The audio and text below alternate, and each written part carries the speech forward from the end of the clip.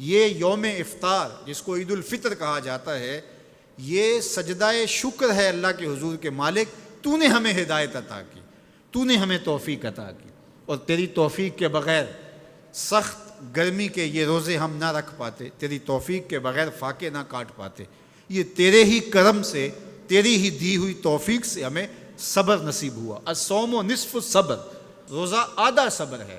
تو جس نے توفیق دی، اب اسی کا شکریہ ادا کرنے کے لیے ہم کھلے میدان میں، ہم مرکز میں، ہم مسجد میں، ہم مختلف جگہوں پہ جمع ہوتے ہیں اور جمع ہو کے اس بات کا اعلان کرتے ہیں، مالک میری توفیق بھی تیرے کرم کا صدقہ یہ قدم اٹھتے نہیں اٹھائے جاتے ہیں۔ تو نے توفیق دی تو روزے رکھے گئے، تو نے توفیق دی تو گنتی کے دن پورے ہوئے، تو نے توفیق دی تو مالک تیرے ہی حضور حاضر ہوئے، اور یہ تیرا ہی کرم ہے اور تیری ہی کرم نوازیوں کے رنگ ہیں۔ حضرت معاذ بن جبل رضی اللہ تعالیٰ عنہ فرماتے ہیں کہ ایک دن حضور نے میرا ہاتھ پکڑا اور ہاتھ پکڑ کے فرمایا، اے معاذ واللہ انی لاحبک، اللہ کی قسم میں تجھ سے پیار کرتا ہوں۔ پھر دوبارہ فرمایا، واللہ انی لاحبک، اے معاذ میں اللہ کی قسم تم سے پیار کرتا ہوں۔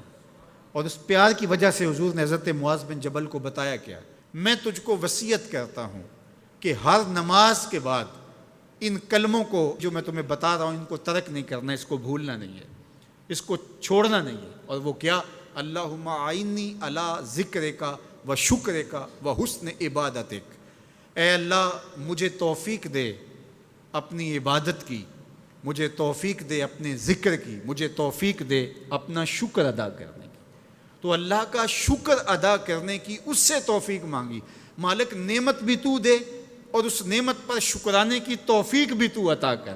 اور اللہ فرماتے ہیں میری دی ہوئی نعمت پر میرا جب تم شکر ادا کرو گے میری دی ہوئی توفیق کے ساتھ، تو میں تم سے عہد کرتا ہوں لئن شکرتم لازیدنکم، میں تمہیں اور زیادہ عطا کروں گا۔ اللہ اکبر، شکریہ سے نعمت میں اضافہ ہوتا ہے، نعمت میں برکت ہوتی ہے۔ ایک دوسرے مقام پہ کتنی خوبصورت بات ارشاد کی، ما یفعل اللہ بعذابکم ان شکرتم و آمنتم، اللہ فرماتا ہے کہ وہ تمہیں عذاب دے کے کیا کرے گا اگر تم شکریہ ادا کرو اور ایمان لاؤ۔ اللہ کی چاہت نہیں ہے کہ تجھے جہنم کی بھڑکتی ہوئی آگ میں ڈالے، جو آگ تمہاری ہڈیاں توڑ کے رکھ دے، تمہارا گوشت جلا کے رکھ دے اور تم وہاں ذلت سہو، یہ تمہارے رب کی منشا نہیں ہے۔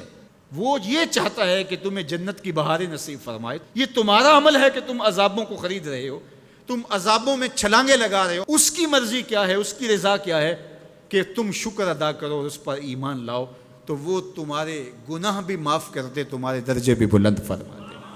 بلکہ ایک دوسرے موقع پہ اللہ تعالیٰ نے قرآن مجید میں ارشاد فرمایا کہ تم جہنم کے گھڑے میں گرنے والے تھے، ایک جنبش پا کی دیر تھی کہ تم ایندھن بن جاتے۔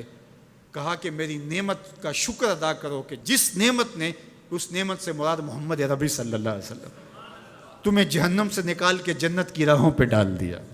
تو ہمارا رب ہمیں بخشنا چاہتا ہے، ہمارا رب ہماری مغفرت کرنا چاہتا ہے، ہمارے گناہوں کو معاف کرنا چاہتا ہے۔ رحمت رب بہانہ می جوید، اس کی رحمتیں بہانہ تلاش کرتی ہیں اور بندوں کو بخشنا اسے بڑا پسند ہے۔ تو وہ کتنا کریم ہے، کتنا کریم ہے، کتنا کرم فرمانے والا ہے، کتنا رحیم ہے بندوں پر۔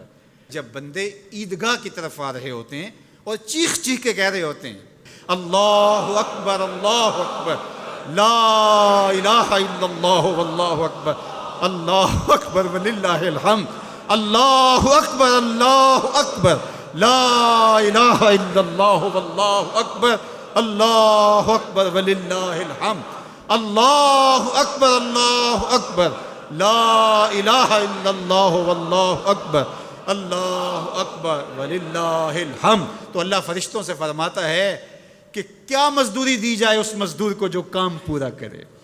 تو وہ کہتے ہیں مالک اجر تو پورا ہی ملنا چاہیے۔ تو فرمایا یہ چیخ چیخ کے جو مجھے پکارتے ہوئے آ رہے ہیں میں نے ان کو بخش دیا۔ اور وہ چیخ چیخ کے کیا کہتے ہوئے آ رہے ہیں؟ اللہ اکبر لا الہ الا اللہ واللہ اکبر اللہ اکبر وللہ الحمد اللہ اکبر لا الہ الا اللہ واللہ اکبر اللہ اکبر وللہ الحمد.